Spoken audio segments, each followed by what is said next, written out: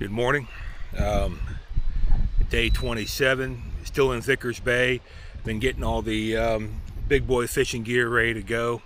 I'm getting ready to pull both hooks and got a stern anchor out and get out of here and do some fishing down to my next bay or cove.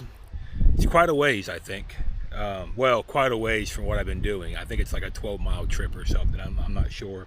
It's 22.5 knots sustained wind out of the east. At times, well, there's whitecaps out there right now. It gets pretty choppy out there, even in the bay, because the main bay is facing east and west, and the waves pick up in the bay. I'm flat back here, even though there's whitecaps out there. The lake should be fine. I'm going to stay on the east side of the lake as I fish all the way down. That's at day 27, pulling the hook, going somewhere else. I've been kind of looking at that deck fitting I'm going to put in the deck of the boat, trying to get a game plan.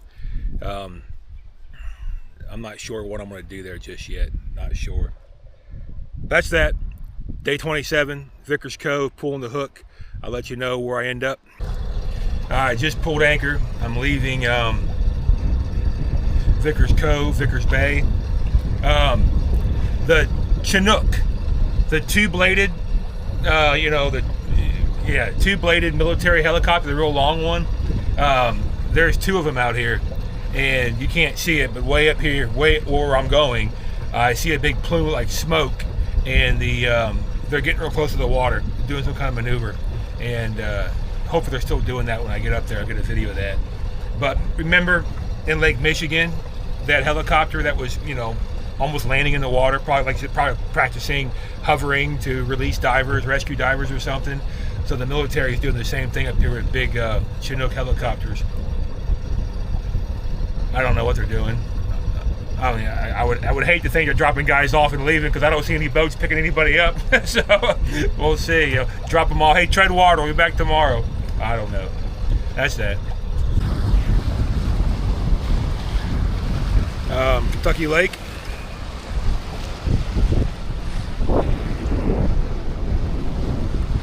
It's a big lake. 100, what was it? 183.4, 185, something like that, miles long. I'm heading to Ginger Bay, Ginger Cove. We'll see. We'll see how it is. There's a lot of small coves. Ginger Bay or Ginger Cove, I think it's called Ginger Bay. It's awfully deep. It goes back in there awfully deep. So I'm going to check that one first. There's the channel splits where I'm at. You'll see it on your map. You have a channel on the east and the west side of the lake. There's a marker here right smack in the middle. So it's pretty shallow, I would imagine, in the middle. There's the other channel marker over here. Just back there, past that sailboat's at, follow me. Oh man, it was scary. There's 50 foot of water under the keel, and I had my autopilot controls over my depth. I turned them off. Right as I did that, it went to like 7 to 6 feet of water under my keel, in the middle of right in the middle of the lake, right on the edge of the channel. I was following the edge of the channel, and then before I could react, it went back to 50 foot of water. So there's a high peak back there. Kind of gives you a heart attack. I mean, I was this far from land when that happened. That's quite a ways out. All right, I got to navigate this. There's more red buoys in front of me, so it splits. Channel goes left, channel goes right, and they meet back again. So there's a real shallow spot here in the middle. Let me get back to the helm.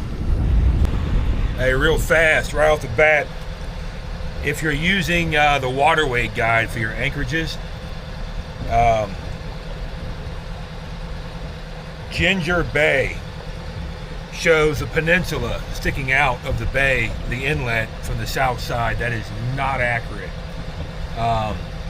It's an island. So I haven't gotten in yet. It's right here. That's an island. You can enter from both sides. I do know that online reviews say go around, you can't see it, the south side of that green marker and come in here. So I'm going to come in not very deep. I got 10, 11 foot of water under my keel. It's supposed to be 18 foot of water back there. So I'm gonna come in on the north side. You can see it's awfully tight channel getting inside there. So we'll give it a shot. I got 11 and a half feet under the keel right now. Just thought I'd point that out. I just saw that.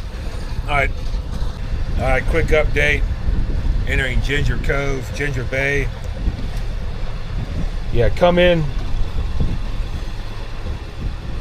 from the north side here. Follow that contour line. I got 19 foot under my keel. I draft 5 feet. Just give you a heads up. It's going to be tight, but there's plenty of water right there. Again, there's the bay. Come from the north side of that island. All right, find you later. Just a quick update. All right, quick update. Entering Ginger Cove. You can see where I'm at. Just coming in. 16 foot of water right here. Literally right there. I had 3.2 feet under the keel. So you can see land right there. That's land right in the middle, right there. So that's only 3 feet deep, or 8 feet deep over there. Oh, I'm drifting to the left. So I thought I read somewhere, now that I remember, you need to hug that shoreline like 100 feet off the shoreline right here. North shoreline, it says. Yeah, I think I did read that. So 100 feet off the north shoreline coming in. If you go 150 feet off that north shoreline, it's only 4 foot or 3 foot of water under your boat. I got 19 and a half where I'm at now, but no kidding. 15 feet to my right, I had 3 point something feet, I think it was. Just give you a heads up. Tight coming in here. All right, we're gonna get back in here. All right, I'm gonna give you a little rundown when I stop what I'm doing. But right in the middle of this bay, that's land right there. I don't know if I can't really see it in the camera, but that's land right there in the middle of the bay sticking out. I read somewhere online, enter from the, hug the north shore, 100 feet off the north shoreline. But I remember reading now, when you get to the first northern cove, detour, get away from the bank. I forget how far, because they said there's a shoal sticks out, and they're not kidding. So I came in here, there's the first little cove. I had 2 feet under my keel. It was close. I didn't hit anything, but I stopped and backed out of there. And that's that first little cove right there. So hug that shoreline coming in, 100 feet off that shoreline. Right before you get to that cove, turn sharp right. Start heading towards that piece of land sticking out of the middle right there. And I got 16 feet under the keel. I'm creeping along half a knot. I'm gonna get back in here. You watch. I'm gonna get back way in here and take a right. That cove back there on the right. All right, I'll give you a little update when I make it. Not if, but when I make it. All right.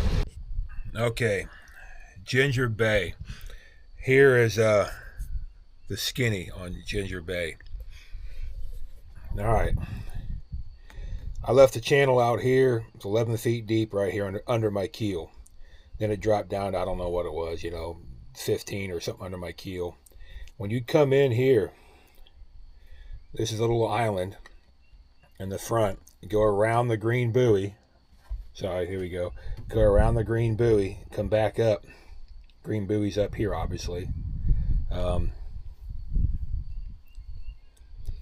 You need to stay 100 feet off the north shore up here. If you go 150 feet off that north shore, you have 4 feet of water under your keel. You have 20 foot, or I don't remember what it now.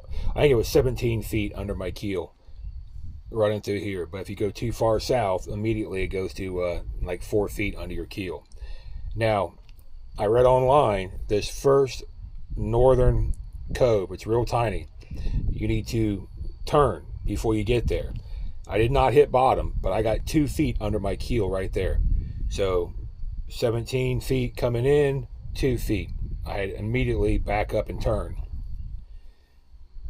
Over here somewhere in the middle, I think it was right here actually, you can see land. There's about a 20-foot piece of land sticking out of the middle of the bay. So I creeped through here at a half a knot. I think it maintained, I don't remember.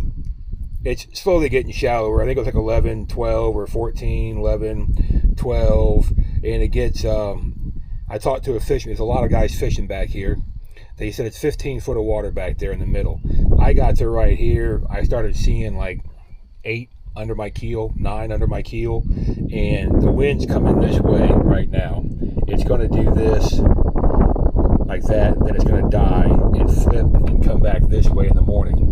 So I decided to back out of there. I didn't want to spin around in there. I didn't want to mess with stern anchors with all those fishing boats in there. So I came out and I dropped the hook right here. It's not, I don't have my anchor alarm set, but I'm on the hook right now. There's my anchor buoy right there. There's land, there's land, there's land. I'm on the back side of the cove right here. Right in the middle, I have 8.7 feet under my keel. I kind of favored this side a little bit, the south side, because the wind's going to clock a little bit. It's going to blow me over here. It should be fine. It's going to turn around and blow this way in the morning, about 11 o'clock. So I need to make sure I'm out of here in the morning and go somewhere else. It's shallow back there. I can see trees sticking up. I got a fly on my neck, sorry. I can see trees in the water back there. But give you a heads up, that's how you enter here. Very tight. Come around the south side of the green buoy, 100 feet off that shoreline, hug it, go 150 feet, you're going to hit bottom. And again, turn before you get to that first cove, and then turn off. You'll see land out here in the middle. And I just creeped around, and I think the shallowest I saw somewhere in here was like 6 foot under the keel, just for 1 second. I went over a rock, and then it got back again. And this is supposed to be 15 feet at Winter Pool. I don't know. I'm going to say maybe 12 feet, but it's supposed to be 15. And then, again, I draft 5 feet. That's 8.7 under my keel right here. So that's where we're sitting at. And that's home for the evening. Ginger Bay. Then I'll get out of here in the morning. I don't know where I'm going to go yet in the morning, but the wind's going to rotate about 11 o'clock, I think it was. That's it. I'm going fishing. It is fishing time right now, and I see trees fell off the bank in the water, this rocky ledge over here. So I don't have any fish thawed out for dinner yet, so I got to go ahead. I got to catch another one, a fresh one. All right, good night. All right, obviously I left Ginger Bay. Ginger Bay? Yeah, I think it was Ginger Bay. And I'm heading to Panther Creek.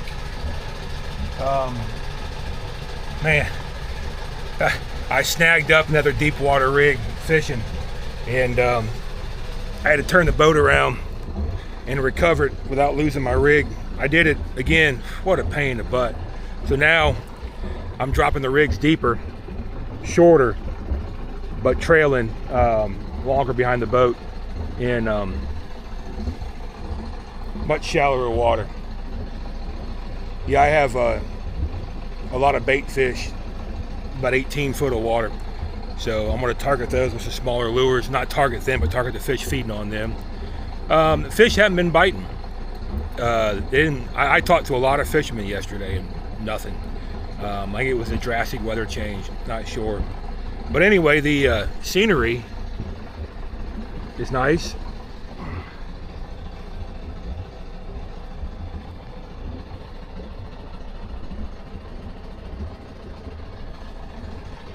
So heading to Panther Creek. Oh, I ran out of fuel in my dinghy last night. I was out fishing. I troll out of the dinghy because the A, it's so light. When I shut the engine off, the wind just blows me around. And B, when I cast a line out and go to retrieve that line, just that little bit of drag from the lure pulls the dinghy around. So it's a pain in the butt. So I have a bunch of pole mounts. I have 4 pole mounts on my kayak. I'm going to start using that, I think. I have a bunch more pole mounts I was going to mount on the back of the dinghy. I'll probably do that here shortly.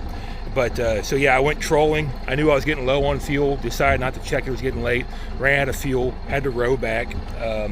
So I have just enough fuel in my gas can to put enough fuel in the dinghy to drop the hook.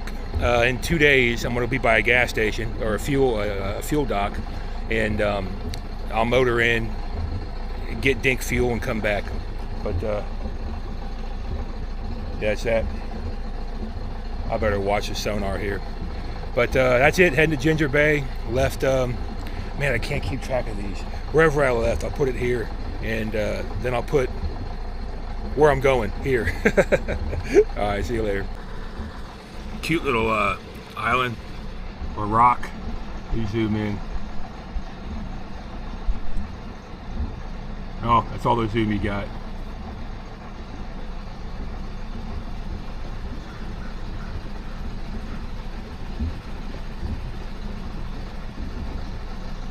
I'm just punching along, like I don't know what it is, 2.3 knots, trolling some rigs.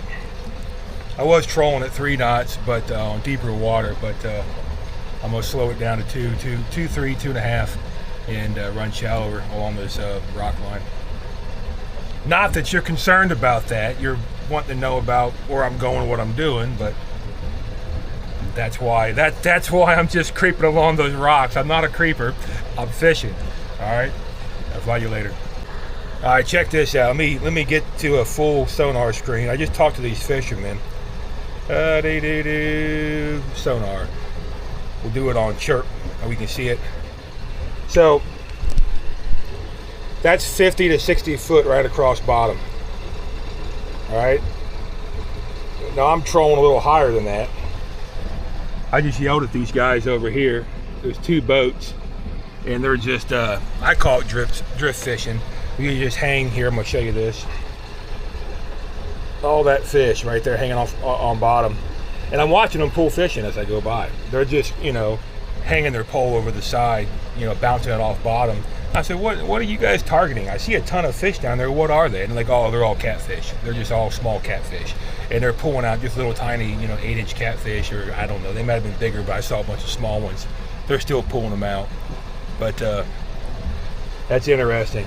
So that's a giant school of small catfish running across bottom, and there's bait fish up here. But that's where I'm targeting. I'm in that area up there. I'm hoping I got, because I see the bait fish around 17 to 25 feet, and or 17 to 30 feet, and I'm trying to target what's feeding on the bait fish. I'm not interested in these catfish. I didn't know they were catfish, but I do now. Interesting. I guess I could go back and just kill the engine and just drift and just drag some lures at 50 foot. I still got night crawl. Yeah, they're pulling them in. They're not very big. They're probably 12 inches maybe. Not very big catfish. You know, if they were bigger, I'd jump all over it. All right, so I made it back in here to Panther Bay, Dry Fork Creek. Now,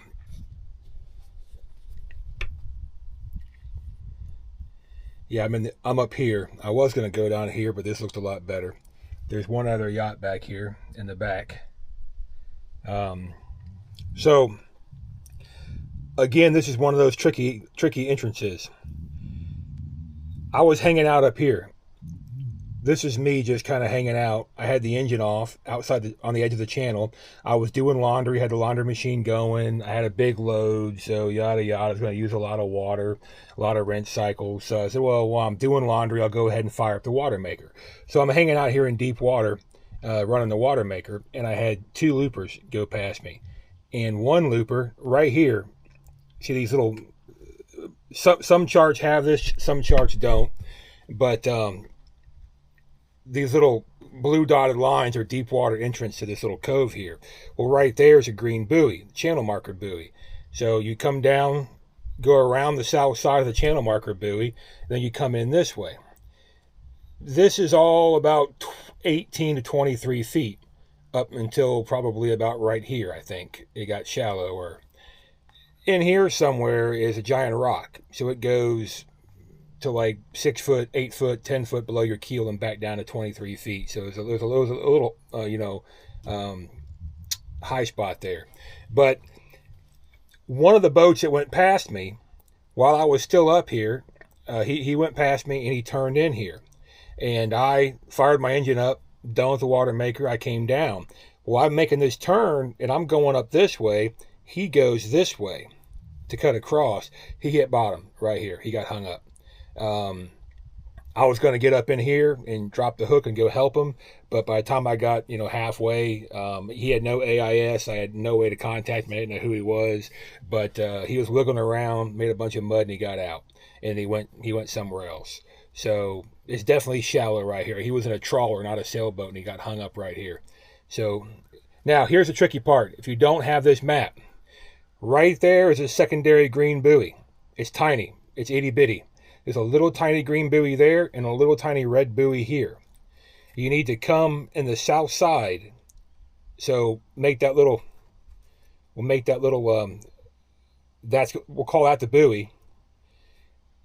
Go south side of the green buoy, come up, and I was about maybe 8 or 10 feet off that red buoy, on the north side of the red buoy. So just come right in between there and turn. Take this all the way down. It's about 22 foot of water all the way down. I'm at 8.1 under my keel. So what is that? We'll say 13 to 15 foot of water back here. Well, okay. 12 to 15 foot of water back here. And that's about what it is when you turn and come in here. And then I turned, came up here and dropped the hook by this fish habitat, which is not visible. It's submerged. And the other guy is back here somewhere. But yeah, definitely don't shoot across like he did. He got hung up right there. He got stuck, and I imagine he probably only drafted 3 feet, I would think, looking at his boat. But that's that.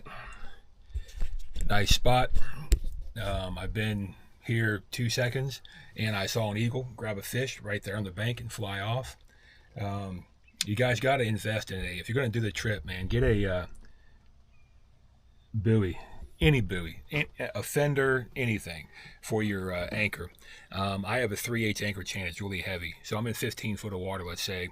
I backed into my anchor and I set it real hard, and then I shut the engine off. Well, the weight of the anchor throws the boat forward. It pulls the boat forward, and it's going to do that. Well, you can really see how you pass up. You go right past your anchor, and now your anchor's behind you. So if you don't have an anchor buoy, you're never going to see that. So yeah, I'm walking up to the front of the boat like, man. So I did it again. I backed out real slow, and I eased off the throttle and I didn't let it swing back in too tight. So just give you a heads up. Just grab an old fender, throw a rope on it, put a shackle or something to weight it down. And it's like a trolley system, as the tide goes up and down, the shackle slides up and down. So I think I have 40 or 50 feet of rope on there, and I can toss it in any kind of water up to 50 feet deep, and it just self-levels with the anchor. So that's that. All right. I may get the kayak out. I'm out of dink fuel. Catch you around. Good morning. Day 30. I think I'm going to wrap this up today and post this video. I'm in Panther Creek, getting out of Panther Creek. I'm made my first Walmart order, food order, and I got carried away, so I probably have no room for it like I always do. I just need milk and cheese. That's all I need. And then you spend $300. Like, oh, where's it all going to go? It's all freezer stuff. But I got a gigantic freezer, but it's like 80% full right now. Anyway, I'm leaving Panther Creek, and I'm heading to Paris Landing Marina State Park. I think it's a state park, Paris Landing Marina Park. I'm going to get dinghy fuel, top the boat off. I don't need much fuel in the boat, probably 12 gallons. And then get some dink fuel, get my groceries, and then I'm going to head, I don't know what it's called. I'm heading to, look at my little thing here on my phone. I'm going to try and get into Leatherwood Creek. So we'll see how that works out. But yeah, I was here for 2 days, by the way. Did a lot of catfishing, caught a lot, you know, stocked up again, overflow in my freezer. But yeah, Panther Creek, nice little anchorage. Don't go too far back, it gets shallow. I took the kayak back there the other day, and it was probably knee deep in the back of that cove back there. But just come in right in the middle, pick one of there's 3 little outlets here, little coves in this little bay here, and pick one and drop the hook. All right, catch you around. All right, I'm drifting, trying to turn the camera on. Remember those little tiny buoys I talked about? I don't know if you can see them or not. Way out there is the green one off my port side. We're gonna call that, you know, 11:30, 11 o'clock. Well, the green one's probably 11:45. The red one's right here. Just small little buoys. Yeah, right there. So you can see the red one plain as day. And there's the green one out in front of the boat. So I'm gonna take a left right here. We're 16.9 feet under the keel right here. And I am right next to it. All right, now I'm gonna cut the wheel and turn 17 foot. And there's the land right there, so stay close to it and enter and exit between those small buoys. That guy, he straightened out. That guy bottomed out right over here. He tried to go around the buoy and didn't make it, and he drafted probably half what I drafted. All right, that's it. Thought I'd point that out. All right, so we're exiting Paris Landing Marina. That's it, Paris Landing Marina. Oop, I'm gonna crash. I gotta go. It's a tight little channel getting in here.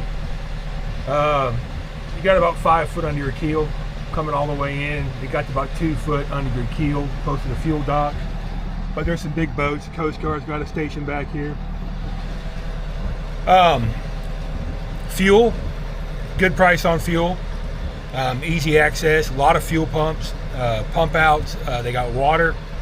I came in, I got fuel, I got water, and I did my first Walmart delivery. Walmart, it looks really far away on the map, but Walmart will deliver here. So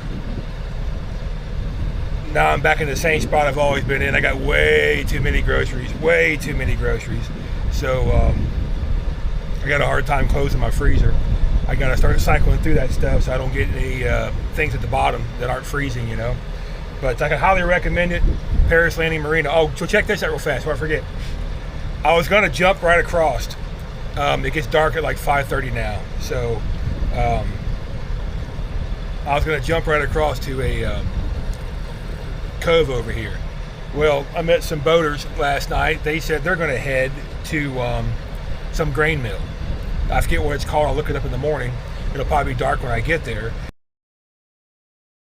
I don't think it's in a cove. It's right at the mouth of a cove, so I'm gonna be anchored off in the main river, but behind the grain mill. The guy at the fuel dock showed me pictures of it. So it's this great big huge building. It's just a big huge building. It's what it looked like on Google. He Googled it. And when they flooded and dammed the lake, it partially submerged it, like halfway. So half the building's out of the water, half the building's underwater. And it looked really cool on the on Google. And the people that are heading there I met this morning said they had a friend that did the loop and said it was the coolest stop on the entire loop. It was really cool. So I think it's kind of far away from where I'm at. I'll find out. When I say far away, it may be, I don't even know. I think it's 2 coves farther than what I was going to originally go to anyway. So not much farther away. But so that'd be kind of cool. We'll check it out. You know, I'm gonna have to anchor behind it to protect me from any kind of waves from the passing barges or whatever, which are minimal. I don't recall seeing any barges on this river. I see barges anchored off. I see barges tied up. I see towboats tied up and anchored off by the lock, but I haven't seen anything at all on the river as far as commercial traffic goes. But that's that. I got to get out of here. So when you come in here, you got these little buoys. You got red buoys over here, green buoys over here. And you come right along. You turn right there at the bridge and come in along that gravel there, that road, to get to Paris Landing Marina. They got ice cream. They got clothes. They have oil. You know, I got some fishing gear. I got some ice cream. You know, they have miscellaneous stuff there as well. But Walmart does deliver there. Give you a heads up. All right, moving on.